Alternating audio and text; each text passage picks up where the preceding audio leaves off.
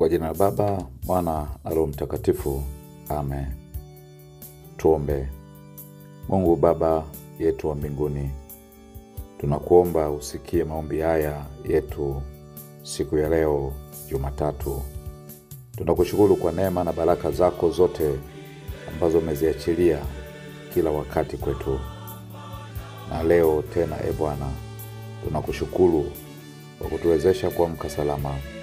Neno lako linasema katika Isaya ile sura 26 mstari wa 3 kwamba utamlinda yeye ambaye moyo wake umekutegemea katika amani kamilifu kwa kuwa amekutumaini. Nasi tunapoamka asubuhi hii ya leo, tunakuomba Bwana, utume malaika zako wa mbinguni watulinde na kutuzingira nyumba zetu ili kutujalia amani yako kamilifu kila wakati. Lakini watulinde barabarani pia. Watulinde Bwana katika mahali ambapo tunaenda kufanya kazi siku ya leo. Lakini wakatulinde mashambani, wakatulinde na kwenye biashara zetu. Mungu, usitupungukie kwa mambo yote. Achilia neema yako, achilia baraka zako Bwana. Takasa mikono yetu ili kila jambo ambalo tunalifanya Bwana likabarikiwe. Utuokoe na mitego ya yule mwendaji ambaye anatuma kupitia nguvu za giza au wakala wa mashetani. Mungu, wewe unajua wale wanaokusudia kutudhuru. Ututenge na mabaya yote.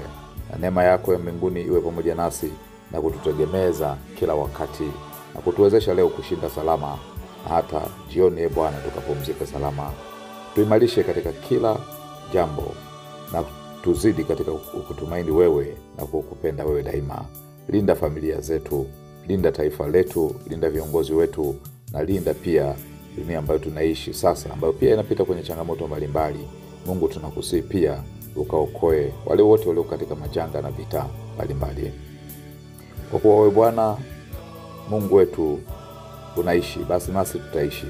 Hivyo tunakuomba pia wajalie wale wote wanaopita katika kipindi kigumu Baba, kupitia mkono wako ukawatoe huko kwenye maangamizi na kuwasaidia.